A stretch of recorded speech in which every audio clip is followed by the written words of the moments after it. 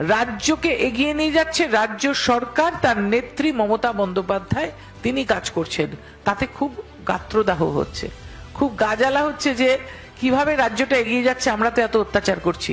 জায়গায় জায়গায় দাঙ্গা লাগাবার পরিকল্পনা করছেন, জায়গায় জায়গায় তারা এমন কথাবার্তা বলছেন যে আমাদের বাংলাকে অপমান করছেন। এবং কালকে যেভাবে বলছেন বাংলায় নাকি অপারেশন বেঙ্গল হবে অপারেশন সিন্দুরের মতন, মানে যেভাবে তারা সন্ত্রাসবাদীদের হত্যা করেছে আমরা ধরে নিতে পারি ওনারা বলছেন এখানেও তো এরকম হত্যা করবেন।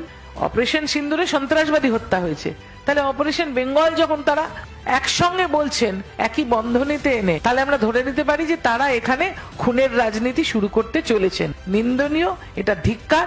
ওনাদের খুনের রাজনীতির জবাব বাংলার মানুষ ভোটের বাক্সে ওনাদের দিয়েছে, আগামী দিনেও দেবে। ওনারা কাদের সঙ্গে নিয়ে চলছেন, কিভাবে এক হয়ে যাচ্ছে তলায়, সেটা কিন্তু বাংলার সাংবাদিকরাও জানেন, বাংলার রাজনীতি যারা করে তারাও জানেন।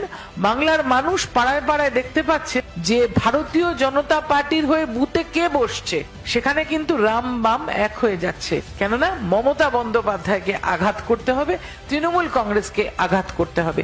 তৃণমূল কংগ্রেস অত্যন্ত মজবুত জমির উপরে দাঁড়িয়ে মানুষের কাজ করে মানুষকে সাথে নিয়ে পথ চলছে, তাই তাদেরকে ওইভাবে আঘাত করে আপনারা কোনো ক্ষতি করতে পারবেন না।